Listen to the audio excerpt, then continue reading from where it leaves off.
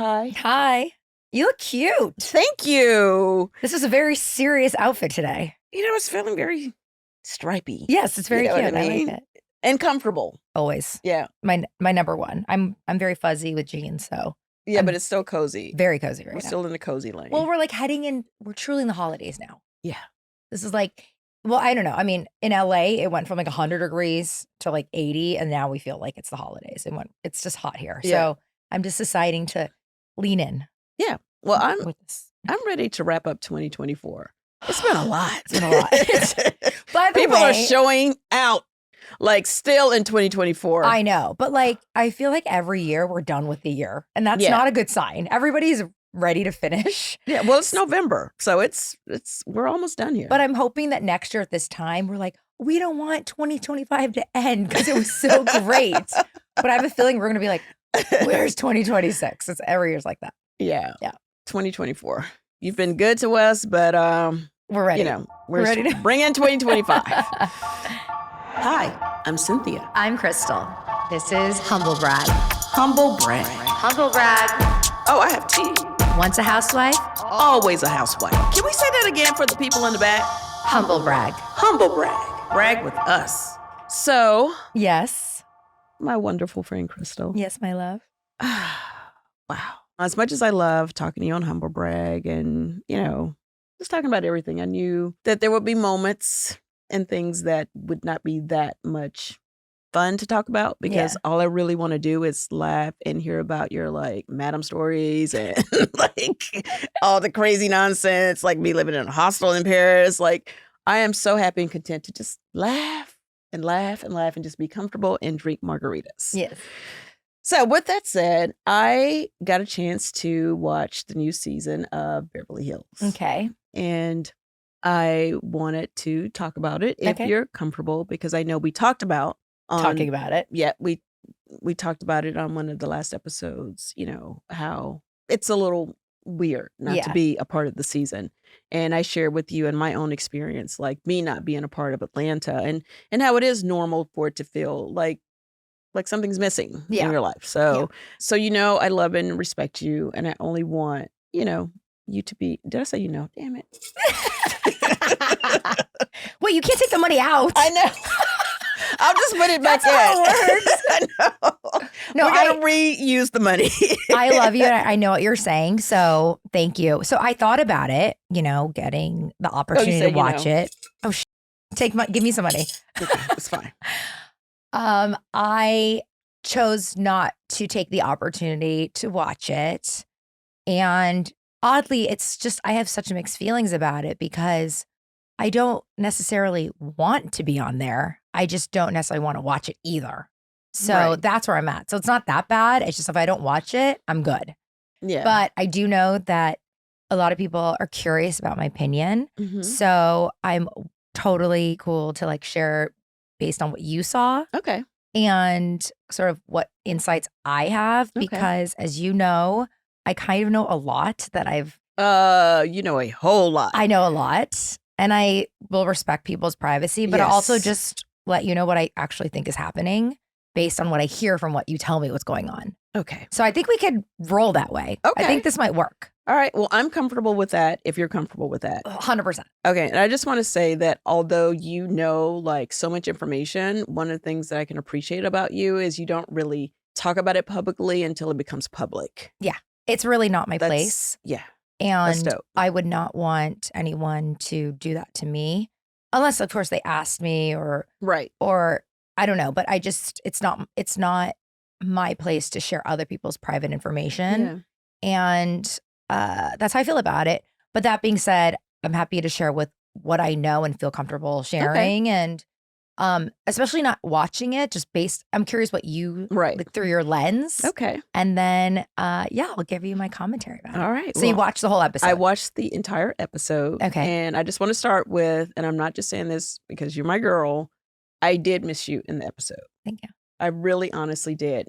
One of the things that was happening, and I'll get into it, was that just seemed to be like, you know how we always talk about information needs to move around? I felt like there was some moments where things needed to be talked about where I felt like you would have been a good sounding board, for sure. we're not really a recap show, but I Right. do have, a few questions about some of the things that I observed on the first episode. Erica. So Erica's like redecorating her place. She went from a bigger space to a smaller space, and she's like, getting rid of like furniture. I think she only took what she could in a smaller space, blah, blah, blah, blah. How do you feel about like getting, I know it sounds like kind of silly, but like starting getting new furniture, like just redoing everything, because I personally feel like I don't want the memories of the couch that me and my ex sat on. Like I feel like furniture has memories. Yeah. And it also has energy. So was she getting rid of furniture in her current rental or in her old house? She mentioned something about, I think she auctioned off a lot of stuff from the big house, and she pretty much took what she could fit in the smaller place. I see. And now she's getting rid of that. And now she's just getting some new, I guess now that she's in that place, she is redecorating. She's redecorating. Yeah. Was she with new stuff? Was she saying energy. that she's in like a small house? She did say that. Okay, so the last couple years, so she almost like apologizes when you go to her place, like, oh, it's my little small place. And every time I'm like, no, it's nice. I try to like make her feel good about it. It's all relative. Cute. It's really a cute place. Yeah, it's great. And I think it's all relative. Yeah. And I just kind of looked at her, I was like, I wanted so badly for her to be relatable. Yeah. Because in so many ways she is when you talk to her without cameras. But for some reason, when a camera's on, it's like she holds on to like this persona of being Tom Girardi's wife and having this big house and whatever. And it's like, I certainly don't know what that's like to like live in my home and if I have to downsize and everything like that. But I just would say like, this is a great house. Like I'd be proud to live in this house if I was on my own. Like, I don't need 3 bedrooms on my own. I live in my kitchen, But she's like, oh, my little house. Oh, my little, And I said, I just wanted, again, this is my people pleasing, but I wanted her to own it and love it for the audience to see her as someone with some humility. But it's like, so I always found that part of her so interesting because I'm like, I know she has it in her, but she like never showed it. Yeah. So I'm not surprised, but also it's kind of like, oh, she's filming another moment where she's now downsizing and changing her small house and everything. I think she's so deeply in pain from it that like she can't accept that she lives in this little house. Yeah, well, it's a huge adjustment for her. You know what I mean? Going from the life that she had to the life that she lives now. Yeah. Like, I totally get it. And, for me, it's about peace. Like, I would rather live in a tent if it was peaceful than live in a mansion if there was, if it was not peaceful. I'll just say that. I will say that when she was having the conversation with Dorit, because Dorit actually comes to visit her at the furniture store. Okay. To me, it feels like Erica's in a really good space. Oh, she does? Absolutely. Oh, okay, good. Absolutely. Okay. Like she's accepted her new life. She's hustling, she's working, she's, Yeah, because that's how I feel like who she is in real life. Oh, yeah. But definitely. I would just always say like, you don't need to say the house is small. I would just keep saying that. Yeah. Like, you don't need to say that because it's great. The house is great. It's totally. Yeah. And we can see that it's small. And we see that, it's an adjustment period. So, we're rooting for Erica. Do you feel like people are going to like her this season? I absolutely think people are going to like her. I mean, just based on the first episode that I saw. Yeah. What I saw was Erica really being a good friend to, there was a situation where she had to, go check on Kyle. And I felt like she was really being a really good friend to Kyle. And then she had, Dorit came by, she actually came by the furniture store and they spoke, and Dorit and Kyle are not in a good situation. And Erica was kind of in the middle of it. But I felt like, you know how it is when you're on the show and you're kind of in between the two people that are not in a good place. Yeah. You want to be trusted by both of the people. Sure. There's one thing when people are confiding in you and it's about the person who you're also friends with. Yeah. And then it's like, do I take this back? Like there's a certain line where you have to decide, okay, I can say that I saw this person, but I said, if I say I'm not going to tell this person something, I'm not going to take it back to the other person. It's so interesting, like, because I used to watch the show and my impression, even filming the first couple of years, was that Kyle and Dorit were so close. But actually, I think Kyle and Erica are really close. Like, I don't think they show it as much, but I think they have like a very, very close friendship. Yeah. From the just from watching the show, for sure, my perception was, I don't know if that's the right word, but what's the word? Perception. You're like smart. Okay. Perception. Is that I definitely got the feeling that Kyle and Dorit were very close. But that's not the case this season. That's for sure. They definitely have a lot of stuff to work through. And the reason that Dorit went over was to, well, first of all, let Erica know that she and PK were separating. And okay, so she did say it. Yeah, at this point, that information was not public. So the first person that she told in TV world, I guess, in the TV show, on the show, because was Erica. We all knew. Really? Yeah. That's so crazy because I never really ever heard about them. I always heard about the Kyle and Mauricio situation. And when I say we know, no one knows for sure anything, but there was rumblings. Yeah, so it was sort of odd watching her dynamic with Kyle talking about her relationship, because the elephant in the room, there's many elephants. It was like a whole, a sea of elephants. Stampede. Yeah, there's just like a stampede of elephants where everyone was like calling each other out for things that we knew that they were also hiding. But I just remember like, that's weird because, and I think I did say this at the reunion, but I don't know if I did, but we collectively knew that PK had moved into a hotel. Oh, wow. So, and that was at least a year prior. Wow, that's so crazy because the one time that I filmed, the first time that I filmed with you guys, it was at Kyle's dinner, her cannabis food dinner, whatever it's called.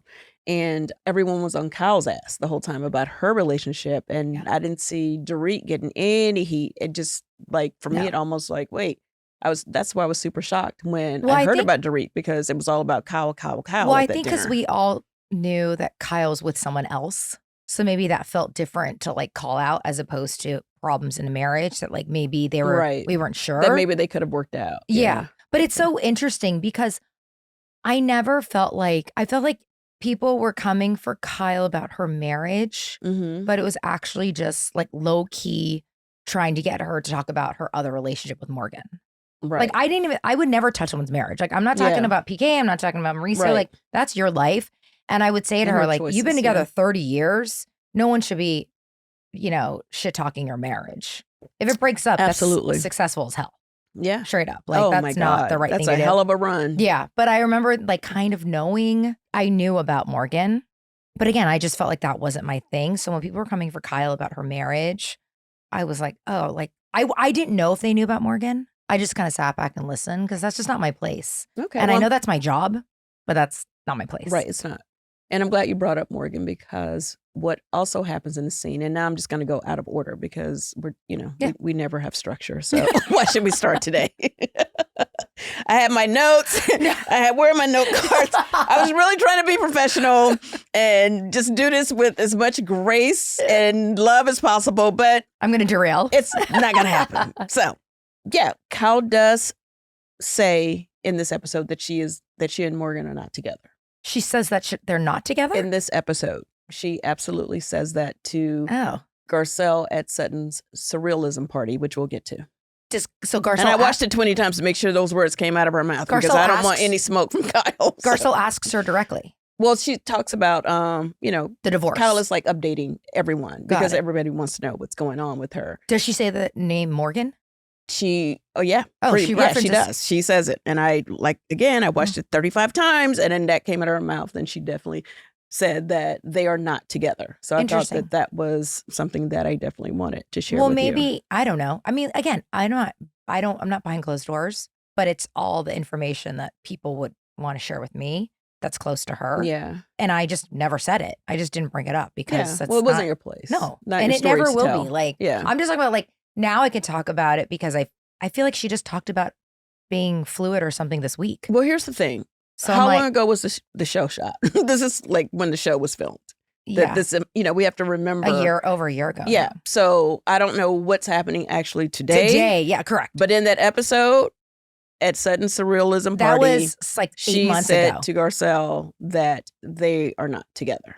So look, that was shot 7 months ago. Yeah. And maybe that was true. That was true. Yeah. I don't know. Yeah. I don't know. Well, according to the show, that's what was shared. And again, in real time, the show's not shot in real time for us to talk about it now. So So do you feel like that's her way of shutting down the conversation for the rest of the season? No, I just think that, like, it didn't feel like she was shutting it down. It just felt like after the reunion, I don't think she's, talked about it with any of the ladies because, you know, she didn't really have to because she didn't really have to see anyone that she didn't want to see, I guess. It was just an update, like, from where you guys left off at the reunion. Yeah. Let me go back to Dorit. Cynthia, can we just talk about the lifesaver I've added to my routine this year? Lume Whole Body Deodorant. Ooh, yes. And I have to say, I am so thankful for this little miracle, especially with the holidays coming up, because let's be for real. Lume is not just for the underarms. Exactly. Lume was created by an OBGYN who realized that BO is an all-over issue, not just a pit problem. And she went and made a pH-optimized deodorant that's safe to use, get this, literally anywhere. Lume works for up to 72 hours. I can use it on my feet, under my arms, and even thigh folds. If 3 days of protection doesn't make you thankful, I don't know what does. Honestly, the best part for me is that I don't have to reapply all the time. I mean, a little goes a long way.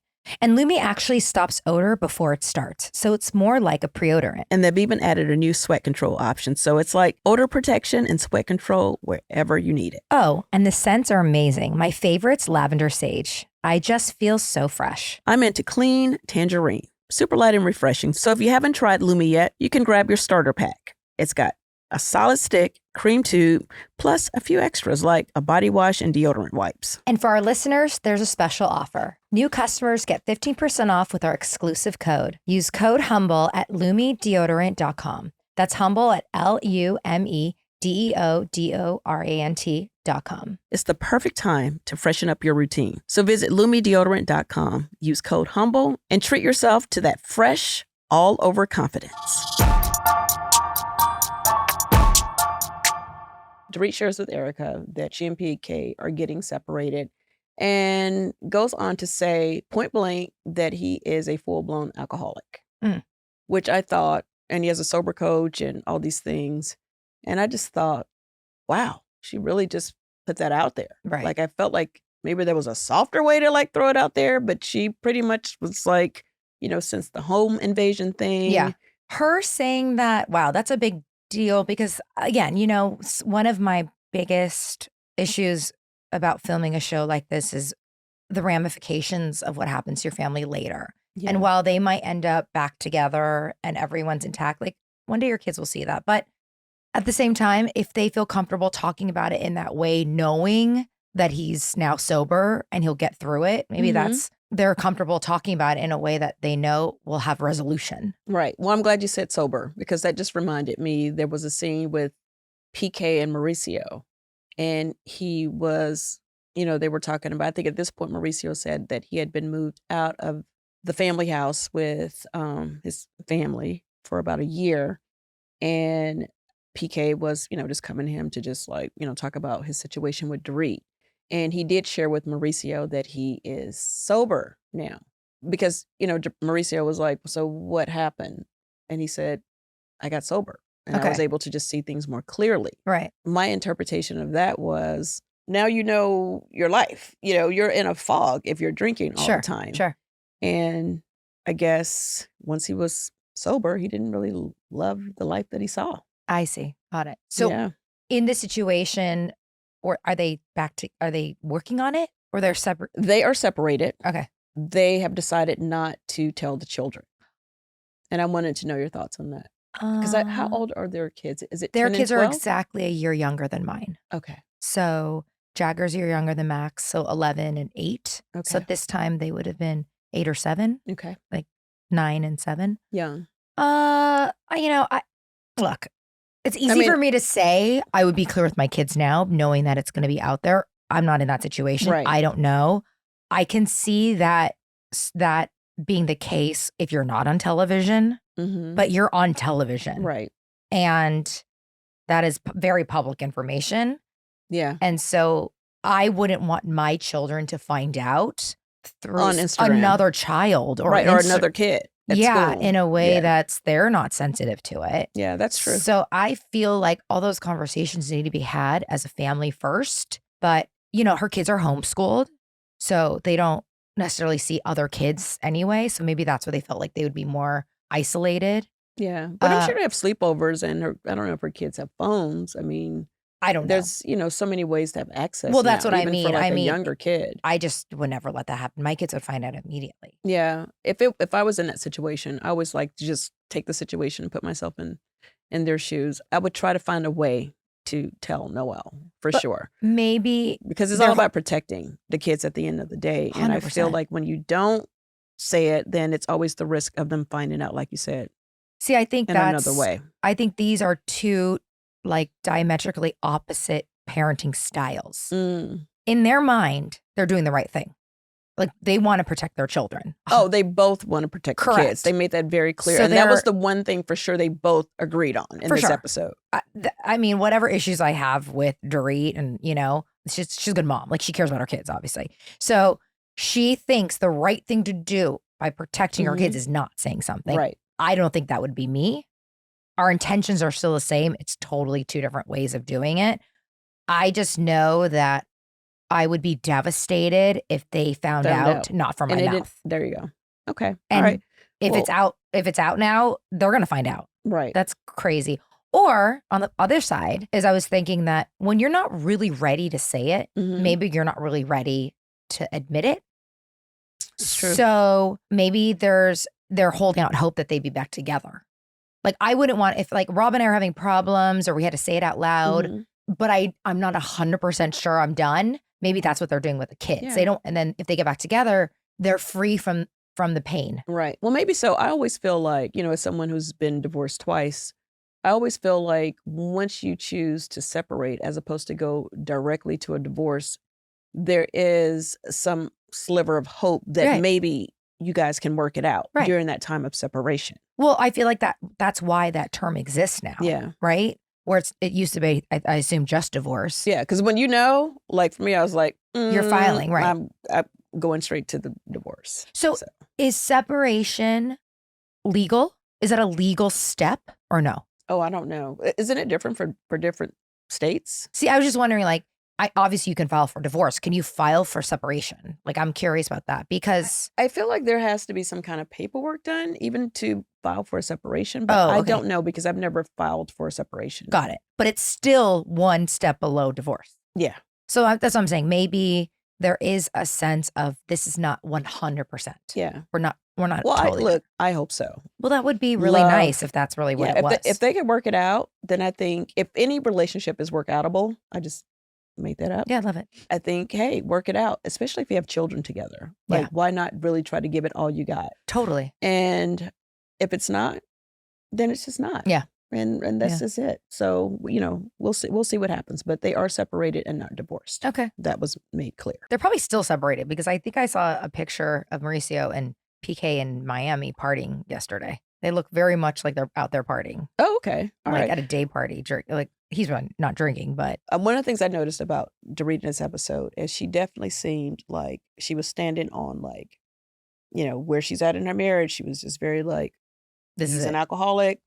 We can't, be together right now. We're gonna she just seemed very like, this is what I'm doing. Right. And also with her relationship with Kyle, it felt very like I was seeing a different Dorit than what I've seen before. I've seen clips of her, getting in people's faces and yelling. I feel like maybe she's just been harboring so much stuff that no one knew about.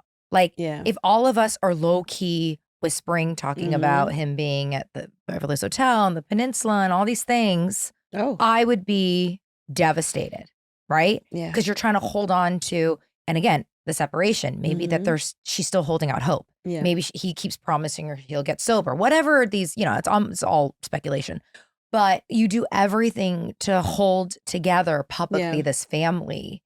And once you realize that you're kind of on deck to actually say it out loud, it's like a dam, it just explodes. Yeah. And maybe that's where she's at now. Like she's just holding on, protecting so much. And you know what? I can relate to that because I feel like I internalize my feelings a lot. And then I can kind of just go off the deep end once I've just had enough.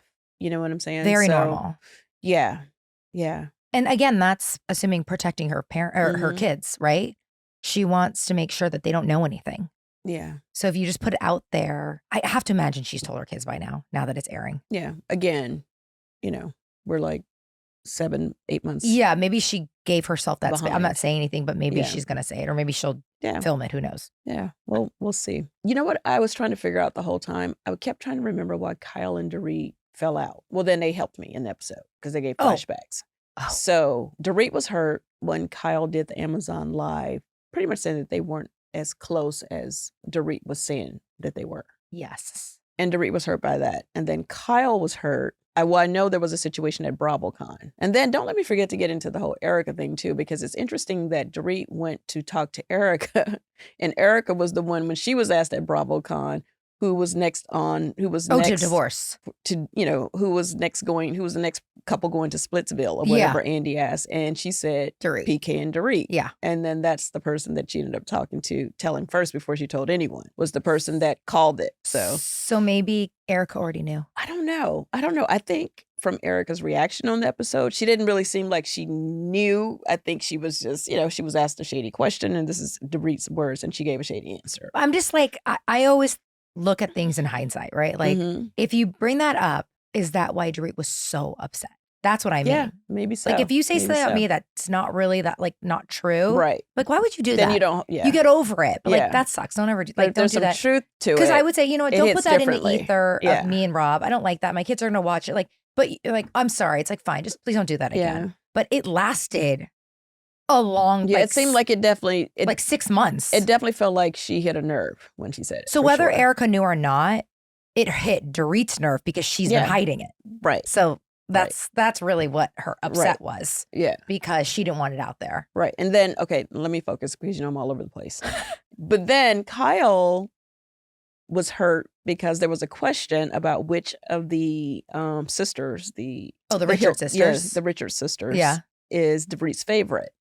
And who did she say? And Dorit said, not Kyle, Kathy. And I felt like in the moment when you watched the clip, I felt like Dorit was kind of joking at first, but it hurt Kyle's feelings. It's so hard to know the felt context. like it was like the obvious choice would be like the answer was Kyle. When it's so hard to like remember when all these things happened. Was that happening kind of around the same time that they were fighting? I can't remember. They seemed like they were good during the BravoCon clip. Oh, that was during BravoCon. She said it was her favorite. That question was asked at BravoCon. It's just Dorit's ass kissing. And the Splitsville thing. She's not close with Kathy. Well, she does go see Kathy in this episode. Okay, well, they're filming a show, girl. Which is like interesting because I'm like, she's fighting with Kathy's sister, and then she goes to Kathy, and I think Dorit says something like, Kyle is icing me out, but thank God Kathy is, taking me in and like, giving me I'm going to take that back. Support. I'm not saying that they're not close, but there's no way that Kathy and Dorit are closer than Dorit and Kyle. That I know. Right. That I know. Right, That's right. not true.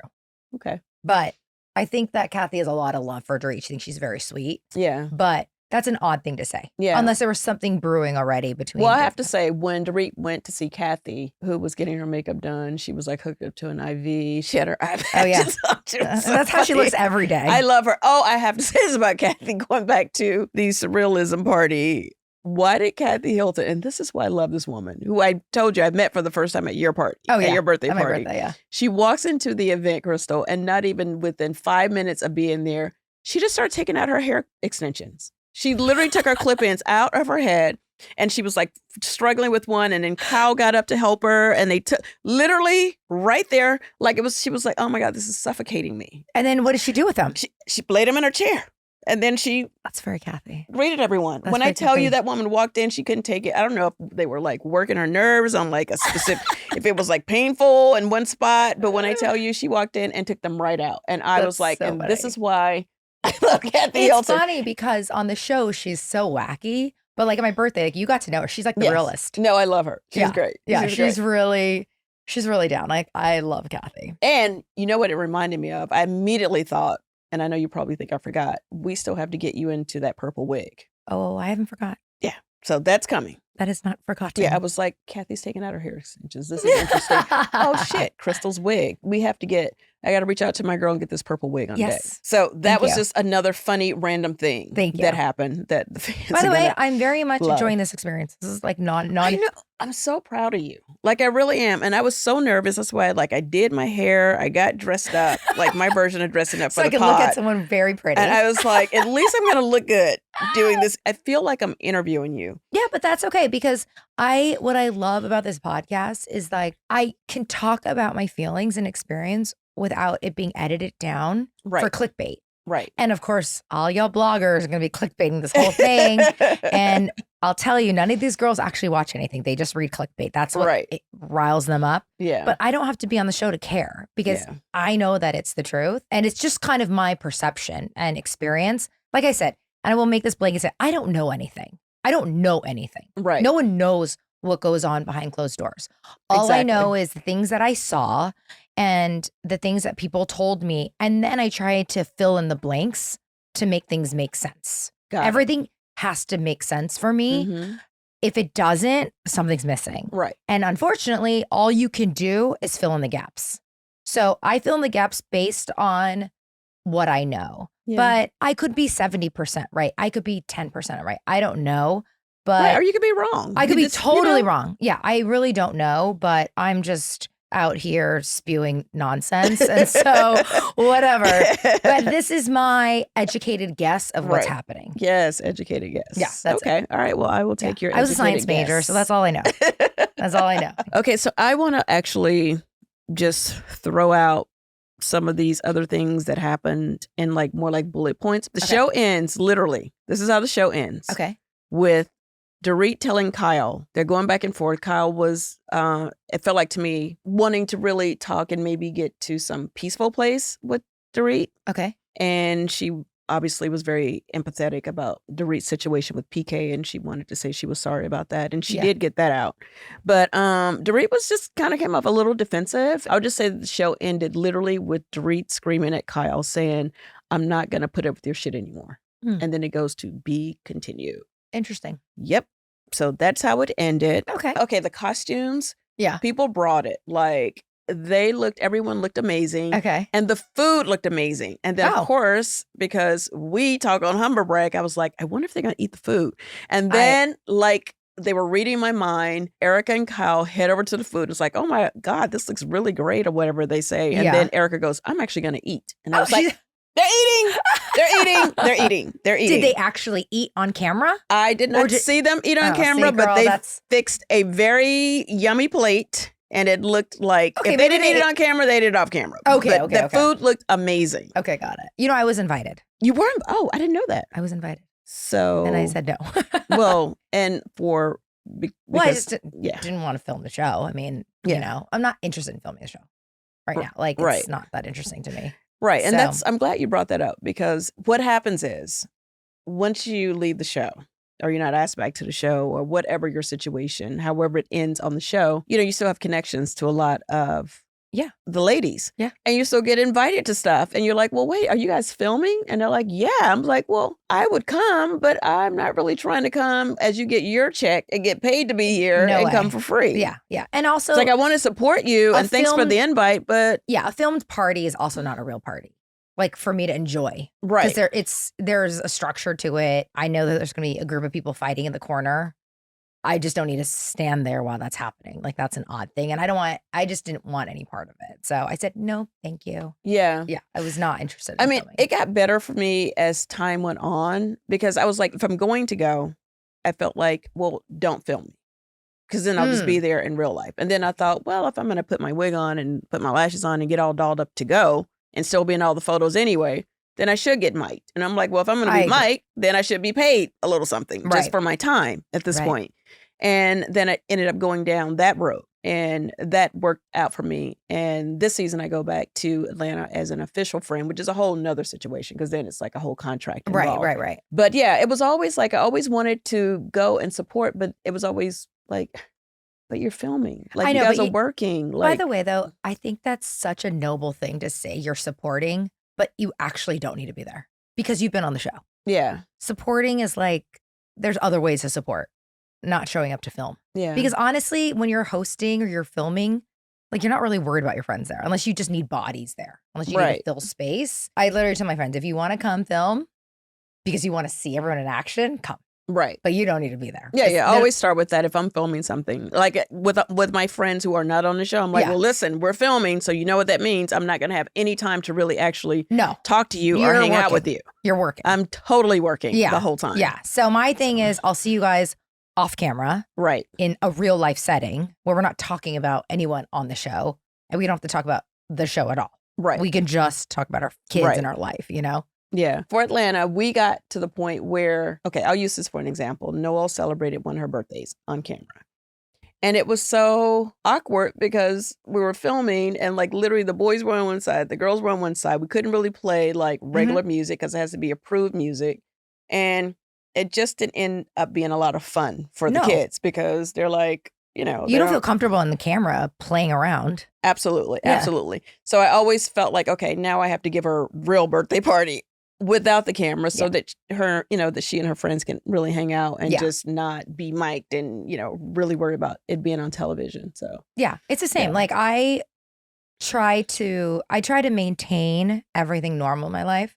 So when I filmed my 40th, while it was great and Vegas, you know, whatever they, you know, called it my 40th, like 20 of my girlfriends and I went to New Orleans. And we did that a week before. So like I had... New Orleans is a turn up, for sure. It was crazy. Yeah. It was so fun. I'm just drunk thinking about it. As soon as you say New Orleans, I'm immediately drunk in my mind. Like, it was so much fun. And I was like, okay, I need this to then be able... Like if this was my only birthday, that would be so strange. Yeah. Because I'm like, it's a TV birthday. It's not... Like my friends can't be comfortable. Right. And I would see like my friends would film. There was like behind the camera. They don't want to be on camera all of a sudden. It's like you said, it's work when you're filming it. It's work. A birthday. And it's like, actually you get to enjoy your birthday if you're not filming it. That's right. Boz, the new housewife, enters this episode and she makes a very grand entrance. I'm not surprised. I met her at the opening of Into It.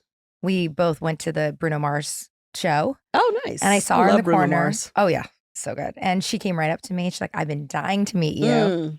And she was so lovely. And I think she looks like she'd be awesome on the show. No, she's amazing. She's actually like a legitimate business. Boz is a boss. Yes. For real. And everybody was giving her props on this episode. Oh, good. You know, the people that knew her already. Yeah. I've known Boz for a few years now. We actually went, she and a bunch of my friends and her friends, we all did a big trip to Ghana together for like 10 days or whatever. And I got a chance to really get to know her. And I really love, like she, for me, I feel like is just such, I don't want to say such a breath of fresh air. We always say that when somebody new comes on. She's just a really solid choice, I think, to throw into the fold because she really, it's like, oh, it's like a Kyle kind of, it's, how a lot of times on the shows, it's like, okay, who's going to be the Kyle Richards on the show? Who's going to be the Cynthia Bailey on the show? Who's going to be whatever. Right. I don't feel like she's like anyone on the show. No, she is totally different. She's her own force to be reckoned with. Yes, and I love that. I think that's great. I think it's really going to change the dynamic a little bit within, the cast of women that they have on Beverly Hills. Well, the awesome thing part is like, I feel like she's going to be kind of adjacent in my world. So I'm looking forward to getting to know her, not as a cast member. Yes. Because that inherently puts a lot of pressure and angst on a relationship. You can't really, it's hard to become real good friends on the show because you're always waiting for the bullet to come. Yeah. So when I met her, I really liked her. So I'm rooting for her.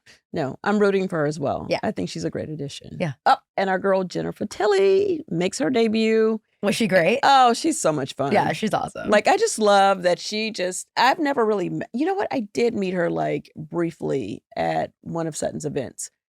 But I will say her energy is always consistently just bubbly and sweet and nice. And like, she really is a breath of fresh air because she's just like, just finds the fun in everything. She is who she is that you see. And that's what I love. And she loves, speaking of love, she loves humble brag. Yeah, she loves us. She's always in our comments. I love her. That she loves the podcast. Yes, I'm hoping that we talked about it last week, but I hope that because you had dinner with her. Yeah. You're just a busy girl. You're just having dinner with everyone. Honey. Well, when you're a socialite. I love it. I'm just going to brag here. Yeah, I just think she's so awesome. So and different. There's no one like Jennifer Tilly on the show. She's so unique and Rob just adores her. and I adore her. And I just think they're two great additions. Yeah. Yeah. It's going to be fun. And I just want for them, because I like them both, to like enjoy it more than I did, you know? Yeah.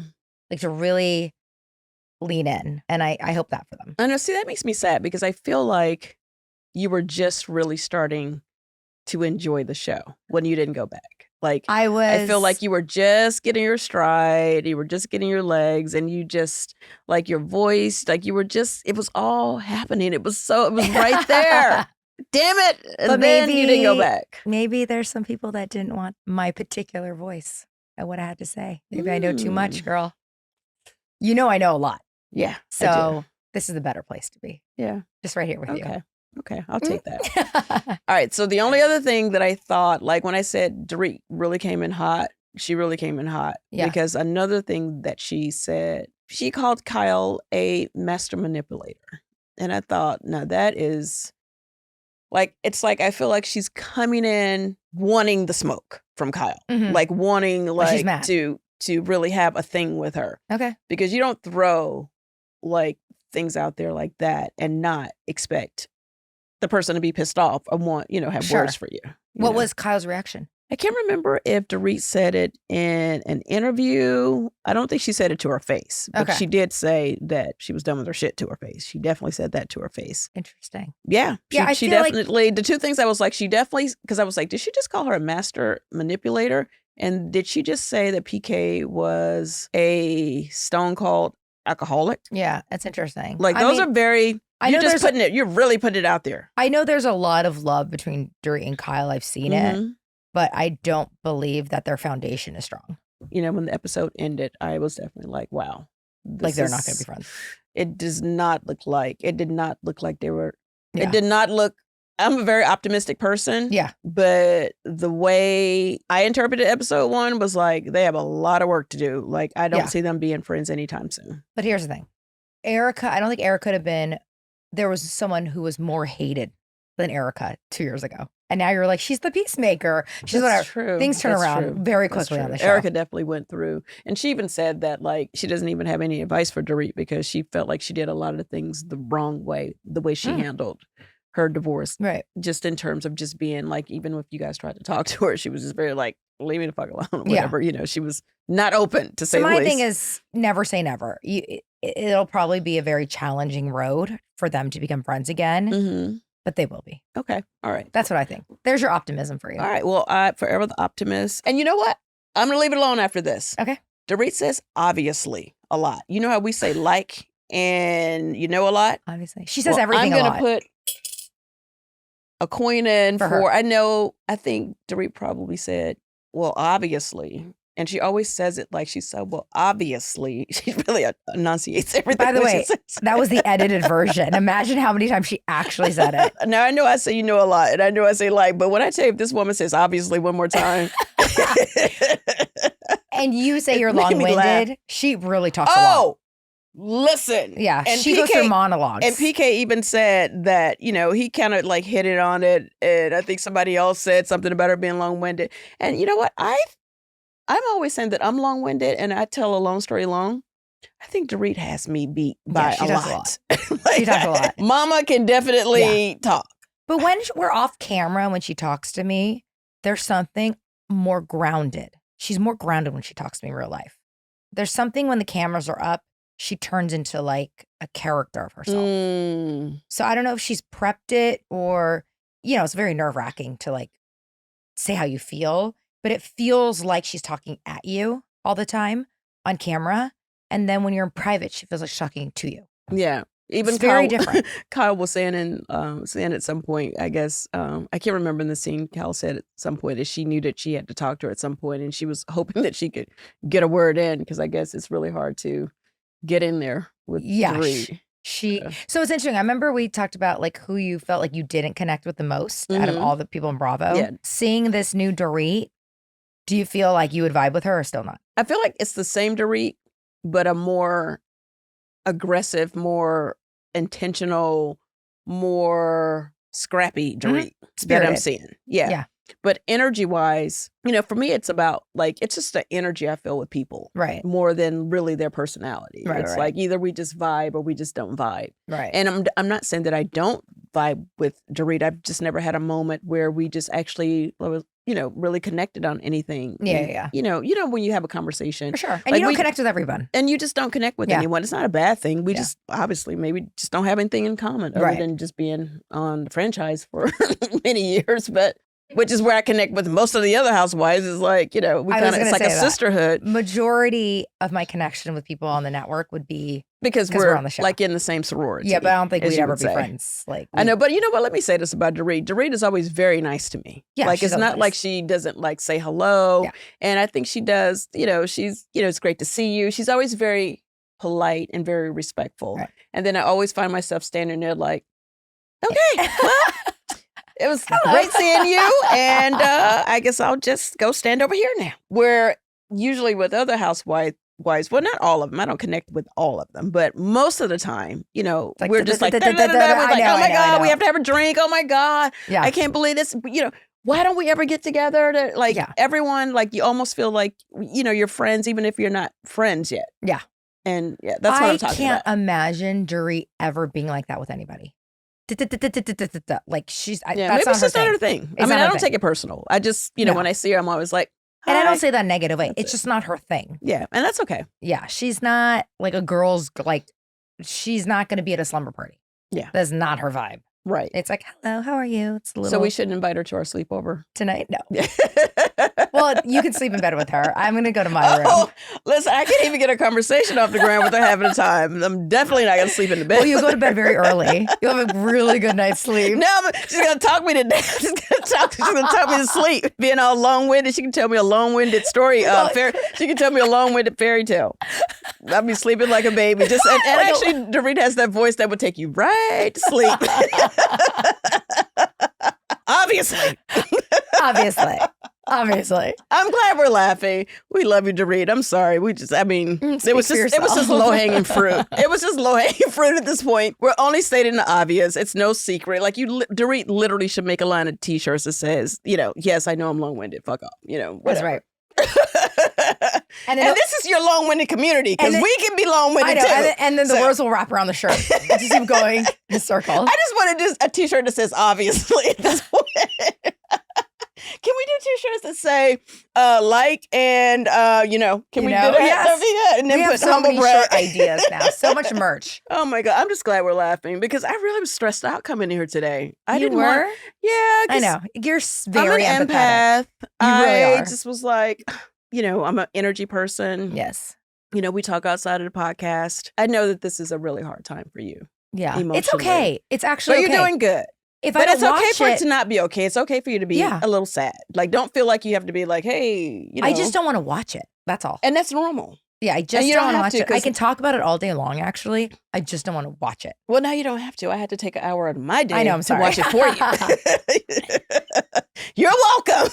But I am curious. And I'm going to, I don't know, can I just talk to, the audience, people? Yes. And did you say something about questions? I did. I posted a question. I have a lot of questions. I wanted to know if people really wanted me to watch it. People wanted you to watch it? Watch it and comment on it. Or if this was, good. I think this was good.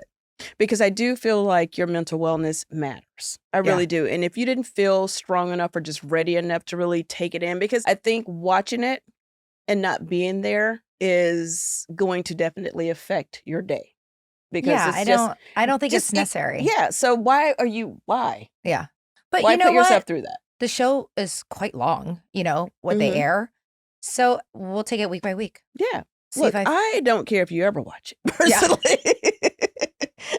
I don't really watch. You're forced to watch it. You know what I mean? I don't really watch, now I'm a little more involved in Atlanta, but I didn't watch Atlanta when I first got off. I just, but I would see it on social media. I look forward to when Atlanta comes out. Yeah. Because then we can talk about Atlanta. I'm very looking forward to watching you. Yeah. Well, yeah, it's always easier to watch each other than watch yourself, for sure. Yes. No, but I'm okay. I just don't want to watch it. It's not. And that is totally normal. Why should you? You're still decompressing. You're still, adjusting to the fact that you're not a part of it. And it's not being a part of it is one thing. And then the visual of like seeing the lineup and seeing them holding their, what do you have, diamonds? Yes. Like, and then you're not there with your happy little face, with your side part hair. You know what I'm saying? It hasn't changed the whole time. And you're like, where am I? So it's just, you're weird. It's just weird not to be there. And that is going to be an adjustment. It's okay not to be there, but it still is going to feel funny. Like, shit, where am I? You know what I mean? But I think I'll move through it quickly. I think I'll be ready soon. I think you will too. Yeah. Talking about it, I think will make me. I'm going to help you. Thank you. I love you. Okay, what's next? What's next? We've spent too much time on this. Woo! And I only wanted to like talk about it for like 20 minutes, but I feel like we got it done. We got it over with. Yeah. And now, I mean, we're not a recap show for Housewives. So I think this was an important one to discuss only because it's just part of your departure from the show. Yes. Like officially. It was like really like your closure. Yeah. Do you feel like you got closure? I feel like yes, I do. I feel weirdly like, okay, this is happening and I'm okay. Because like selfishly, I was like, oh my God, we have to talk about this show. We're having a sleepover. She's not going to want to cook for me now. She's going to fuck up my whole night now. I went out to the market today. I'm very much excited to cook. What are you cooking? Let's talk about something really important. Like, what are we having for dinner? I am going to make you Korean bulgogi bowls. What is that? It's like beef and kind of sweet and spicy. We're going to do simple rice bowls. And then we're going to go down to the movie theater and watch the Martha Stewart documentary, which my God, I already watched it. No, you told me, you said you want to watch it again. But I can watch it again. I can watch, I'll watch it again and take notes. By the way, we can watch anything. Yeah.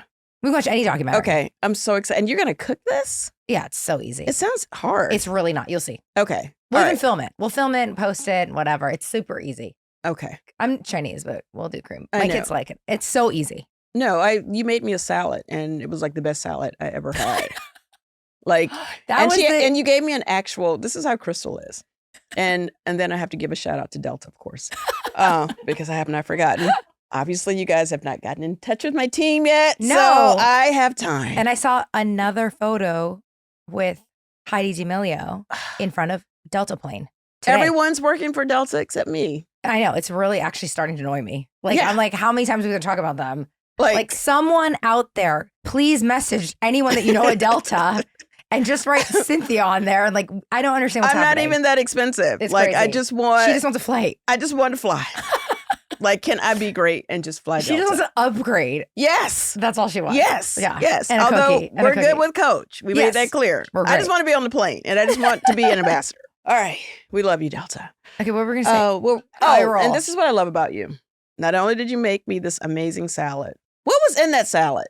It was, because you did it like so quick. It was so effortless. But what impressed me the most was you actually had to-go containers.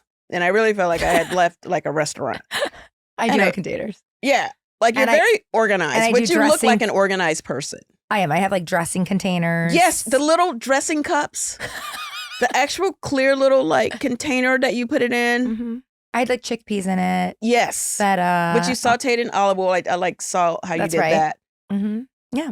And I feel like I could have added shrimp or chicken later at some point if I wanted to do a protein. 100%. Tofu, whatever. Yeah. I was impressed. Thank you. Thank you. Like, that's what I do. That's my thing. Completely fine to come over to your house whenever you want. I like to buy bulk, like to-go boxes, because inevitably I'm going to just overmake food. Yeah. Right? And I hate wasting food. You don't know this about me, but like I hate wasting food. If we go to a restaurant, I hate when people over order. Yeah. Like it pisses me off when people order. But do you take food home?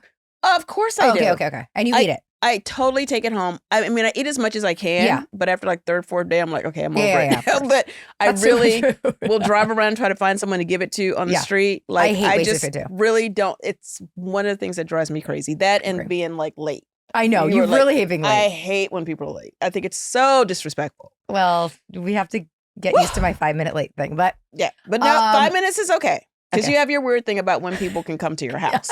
You have that weird like window of like. There's a window. Yeah. I'm in the window. If it's at 7, then I can't come before 7:15, but I can't come after 7:15. 7:20. 7:20. You have a 5-minute window. If it's 5 minutes. Yeah. Yeah. It's specific. Very. Yeah. I'm a very specific person. Yeah. I am. I see. I have rules. Yeah. So we're going to have a sleepover. Yes. Okay. So you're going to be with, Rob left for China yesterday. So Oh, it's just us yes. and the kitties. Okay. Lucy's going to be there. Okay. Yep. Lucy. Wild Lucy. Yes. She loves you. Yes. She's very excited. She's been listening. And yeah, you're going to like just see how the little house works. Okay. Yeah. I'm excited. It's a very tidy room. house. You have your room. Yeah. It's nice and clean. I have fresh cool. towels. Ah, fresh towels. It's very nice. I'm not worthy. It's a cozy room. I didn't. No, I've seen the room. It's okay. A tour. It's a small room. Yeah. We built our house with like, I said, Rob, we should make it kind of a bigger suite. And he's like, well, you don't want people to like live there. But then people have lived there. We're not opposed to. No, I had my best friend live with us for 2 years. Oh my goodness. We were married 2 years. Okay, you are a good friend. Yeah, because I like people around me. I love it. It's fun. Like I'm all about people, like all the time. No one bugs. Like, all right, as I call and check out of my hotel, and I spend the rest of my time with you, Rob's going to be like, please get Cynthia Bailey out of our house. Yeah, but my thing is like the first day, you're my guest. I host you, the whole thing. But then if you stay longer, it's like, here's a key. Here are the codes. The house is yours. Yeah. Like I don't want to like take care of everything all the time. Your room will always be fresh and clean. And there'll always be like baked goods downstairs in the morning. Obviously. Yeah. Like everything, and there'll always be cocktail hour. It'll always be nice. Food every time. But it's like, I have my day. I have a lot of things going on. You have a key. You can come in as you please. I love that. And that's it. That's how it rolls. And you know what I like too? I like that your house is a home. Like it feels like people live there. It's a very lived-in home. Yeah. Yeah. It's big, but it's a lived-in home. Yeah. And that's important. Yeah. It's very comfortable. Yes. Chic, as Thank Dorit you. would say. Obviously. I can't believe you're quoting her. No, I love it. I was just like, I'm obsessed with saying obviously now. Okay. There's a lot of hot topics today. Oh my God. I'm going to let you start because you made me talk about Beverly Hills. So what do you want to talk about, Cynthia? I knew you were going to get your lick back. I knew you were going to get your lick back. I knew I was going to be somehow punished for having to make you man up and talk about this show. Well, all right. What's up? Well, I mean, I think the biggest thing that is like currently out there right now, which is just so hard for me to talk about, is everything that's going on with Teddi. Like I was already like, I was sad when I heard, she and Edwin were divorcing. And then I was like sad and mortified when I heard that was like possibly with, at that time it was like rumors of an affair. And then it just keeps getting worse. I'm like, oh my God. Now I was reading something about the wife was pregnant or just had a baby. Like it just was like, not. Yeah. Every day is worse. I don't like it. Every day is worse. Because, with your friends, you always want to support your friends. Of course. But then that's that side of like right is right and wrong is wrong. I really, really, really, really, really hoped that, and I still hope that this is all like, I'm in a twilight zone and none of this is really actually happening because I really love and care about Teddi. She is someone that I consider to be a friend. And I know a lot of people have a lot to say about her, but my experience, I only judge people on my experience with them. And she's been nothing but great to me. Great. And a good friend to me. So it's, it's a little heartbreaking to just watch all this stuff unfold on social media because I really, I like old teddy bear. Yeah. Everyone seems to be forwarding me all this stuff. I think it's the part that's really hard is the kids and I'm sure she's upset seeing it all, but her platform is always calling everybody out. Yeah. And here we are. And I'm curious, do you feel like when someone asks for privacy that they deserve it despite her not giving privacy for other people? Well, I think in her situation, and I always felt like, part of being able to be on a platform like the one that she and Tamara has created is if you're going to dish it out, you got to be big enough to take it. Because it's kind of like no apologies type of platform. Like they just tell it how they see it, how they call it. It is what it is. Yeah.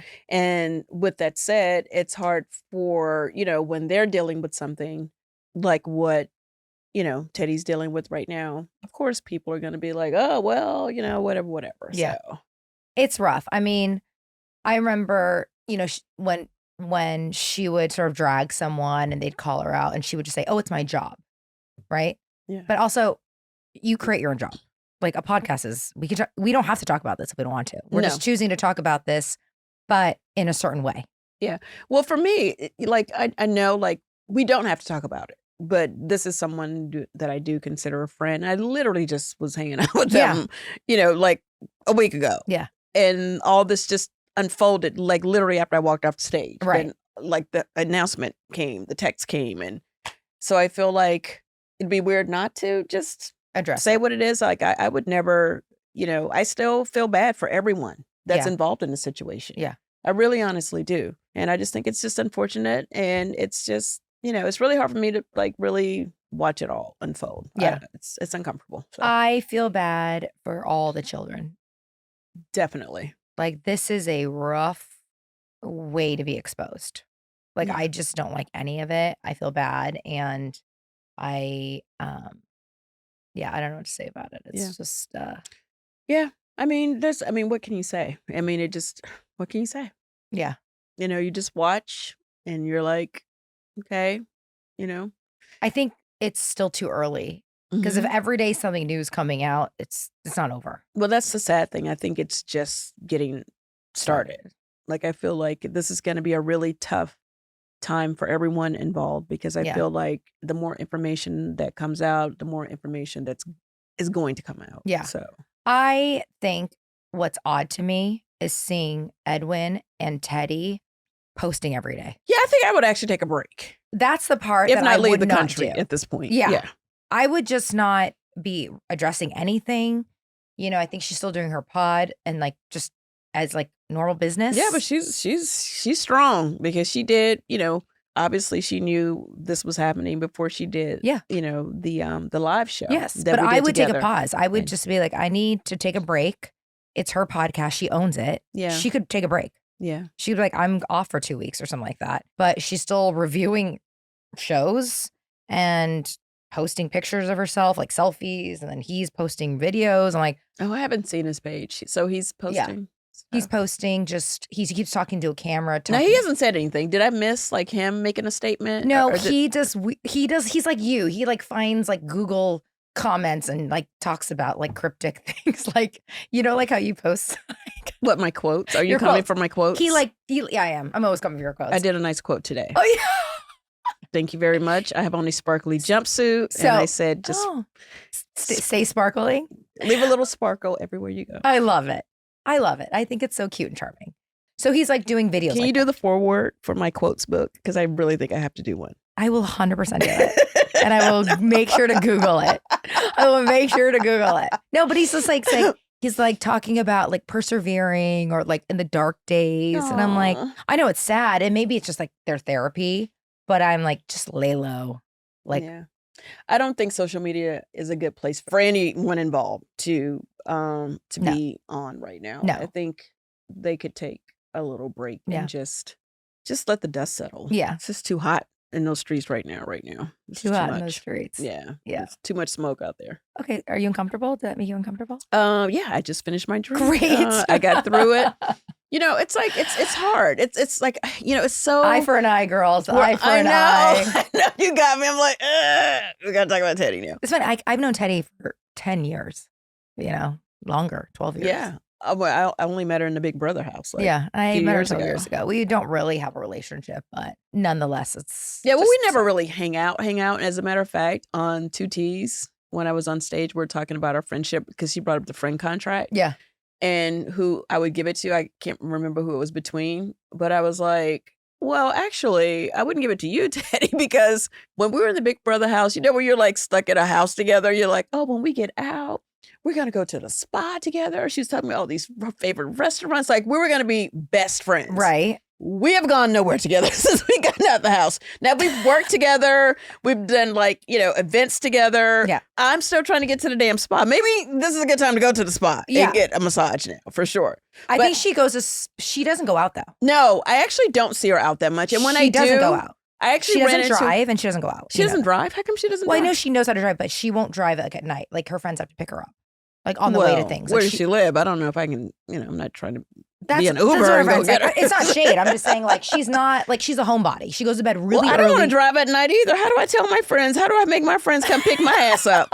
So I'm like, who wants to just drive at night? I think I'm driving you back to my house today. So. And I'm very excited. You figured it out. I'm very excited to be riding shotgun. I am the driver. Who doesn't want to be driven? I got to ask her when this blows over. I got to find out how I can get my friends to pick my ass up at night. They always tell me, we have to pick her up because she doesn't drive. Well, I love that that's just so like matter of fact and just common knowledge, and it is what it is.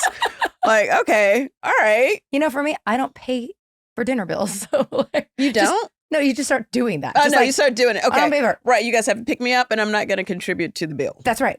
And that's it. Just say it like that. Yeah, and own it. Because you said it like it was just so like common knowledge. I'm like, wait, she doesn't That's drive? What they tell me. They just say like, oh, we're picking her up. Okay, so in her defense, she's not like, and I don't see her out that much. And the few times that I have seen her out, it seems like on her social media, she goes out with Kyle from time to time. But she isn't the most social person. So, okay, no, Teddi. she goes out for like work. All right, I wanted to have fun with you, Teddi, and give you shit about actually never you should go hanging out with me. Go on the day. I just want to go to the damn spa. But I'm not mad at like it. Amazing. She was like, you have to. You know, you're in there and it's like you only have each other. She's like, you have to go to the spa. I think I told you that the best spot ever. And I was like, okay, as soon as we get out of here, we're going. You know, it's like getting out of prison. Bye. No, it's like literally like getting out of prison together. I'm like, anytime, like my shoulders are tight. I like anytime we can go get that massage. By the way, this, I swear to God, I was actually going to ask you if you were still here Friday to go get a facial. I would love to. I need to go get my nails done too. Okay, I'll take care of the facial. Okay, I'll take it Friday. Oh, you don't have to do it, but well, please take care of my facial, and can you pick me up so I don't have to drive? Yes, I'll pick you up. I've decided I'm not driving anymore, so and I'll take that free facial. But if you have a good nail person, I actually want to go get my nails done. Okay, I can do that too for you. All right, good. So now you're less uncomfortable. I know. I feel like we should. I know. Thank you for making me uncomfortable, but I don't know. I still just feel like we should button this up on a positive note. It is positive. We wish well. We wish them all well. We wish everyone well. Period. I'm sure I did a very mediocre, I want to call it a recap, but trying to break down what happened on Beverly Hills to Crystal. I did the best that I could do.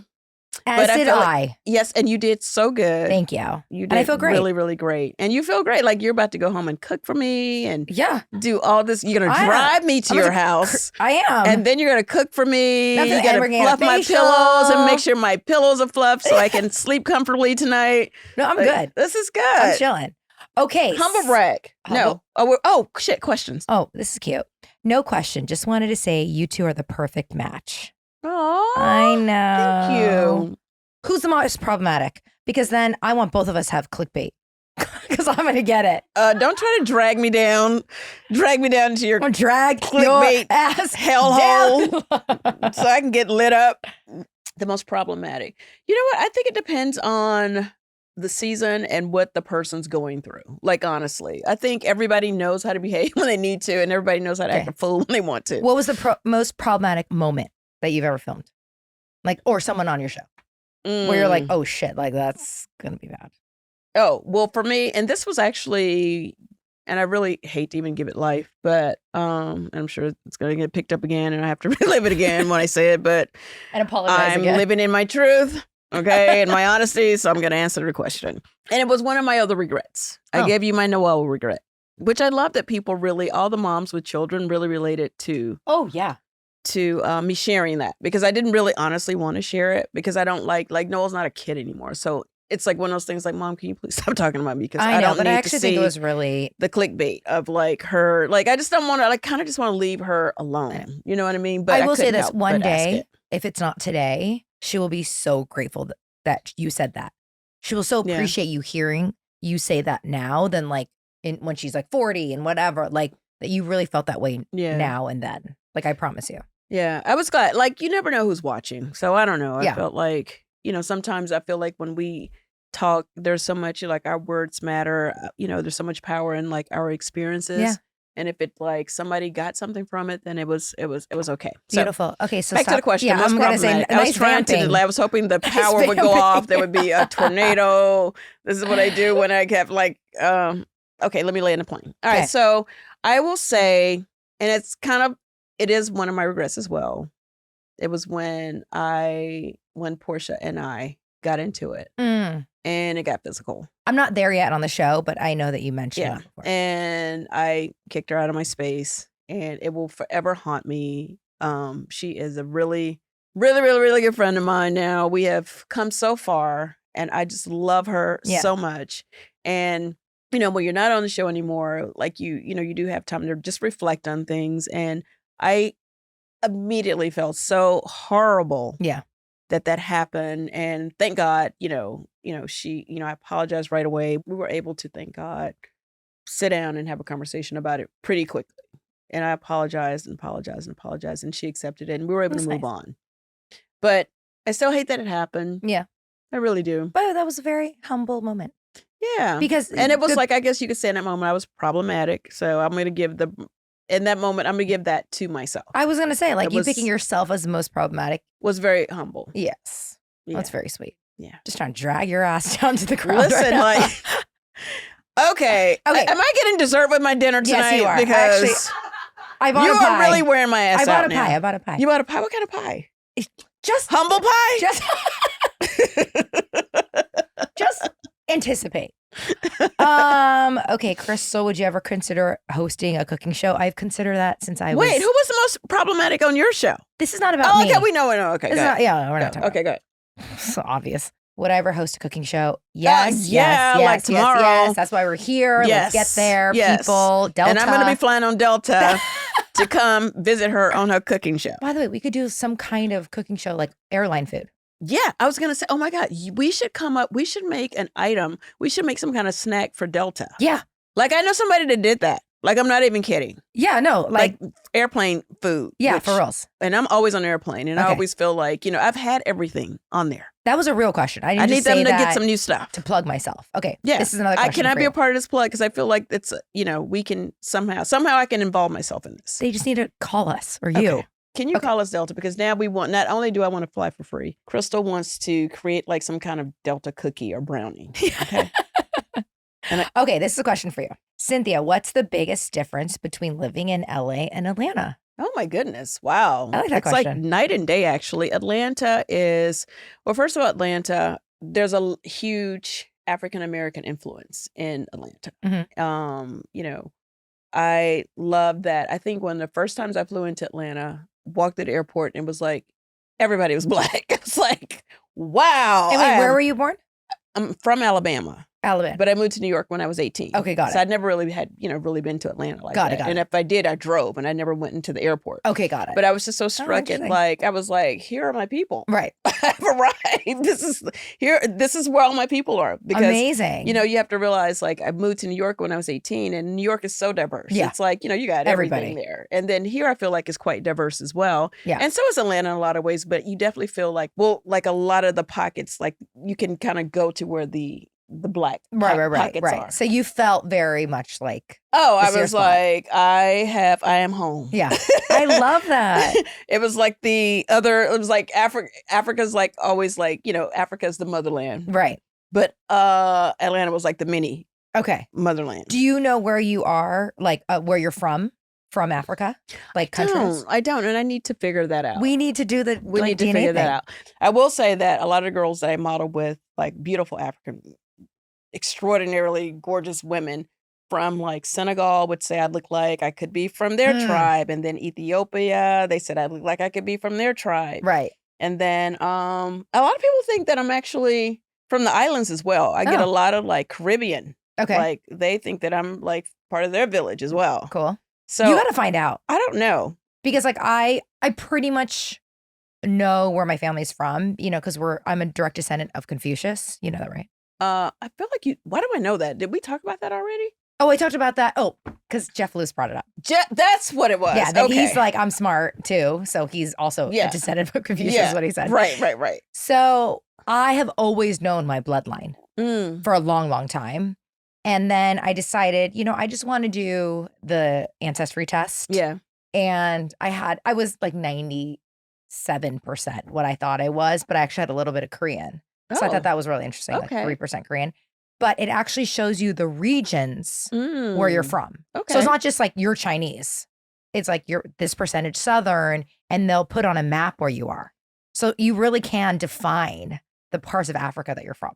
I'm interested. I should really do it. So if any of those companies send her one, please. Send me the kit, please. That's right. Because I think it'd be really interesting. Because you suddenly feel more connected. Mm-hmm. Like you're already connected, like you said, to your like motherland, but like to know specifically.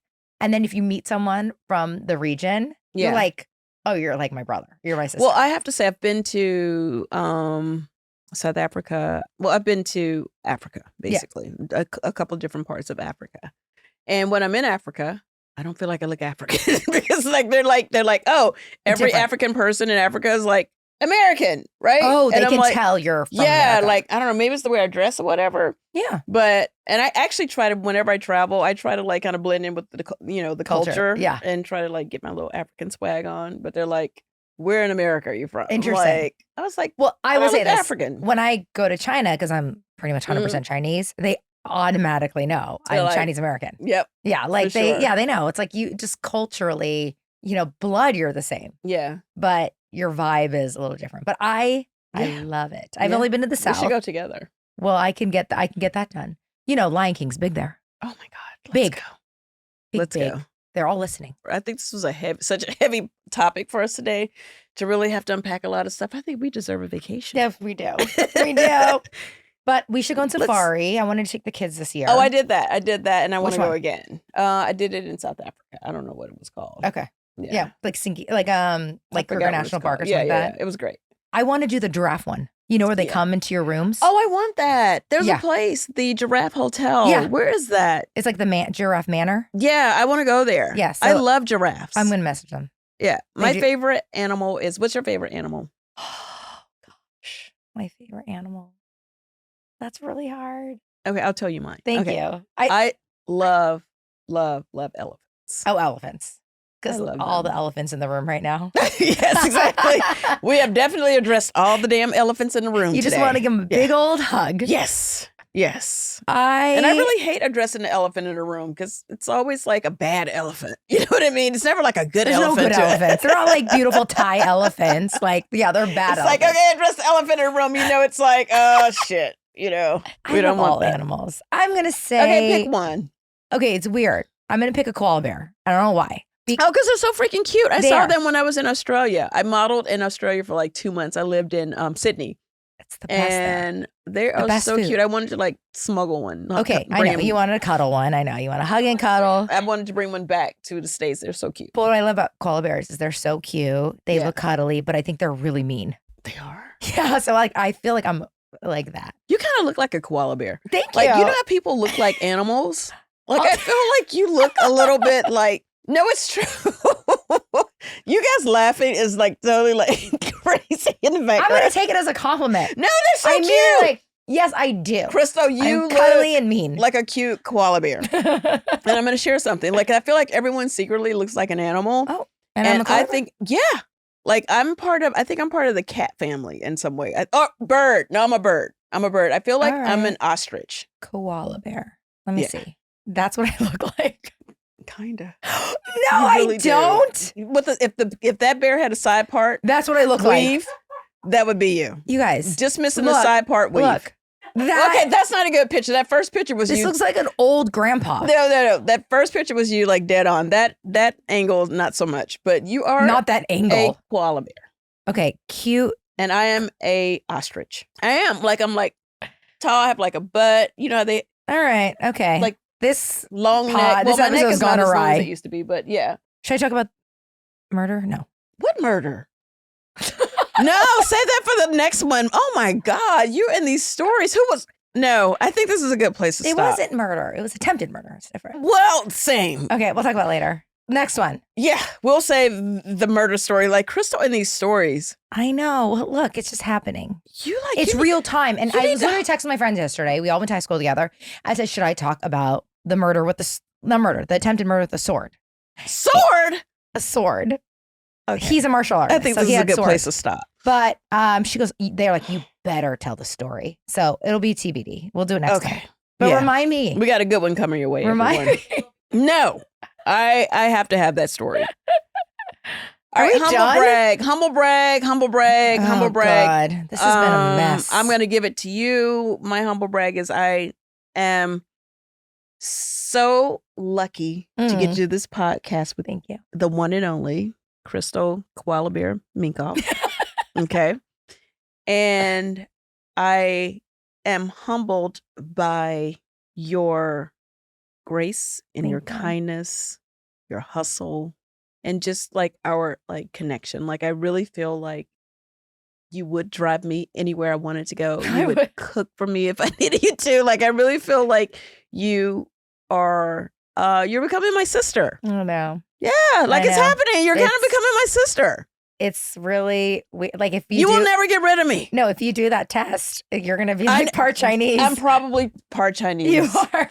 We're gonna do the test. I love that. Thank you so much. You're so welcome. Okay, so mine today is that because I'm feeling it, that I feel like when I was on the show, I was always ridiculed for being overly sensitive, overly emotional. And actually, I think it's my superpower. It is. It is.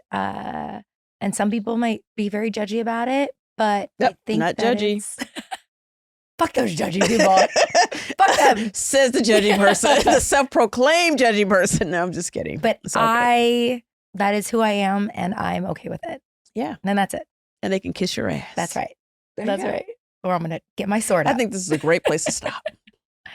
Bye, everyone. Bye, you guys. We love you. Thank you for watching. Thank you.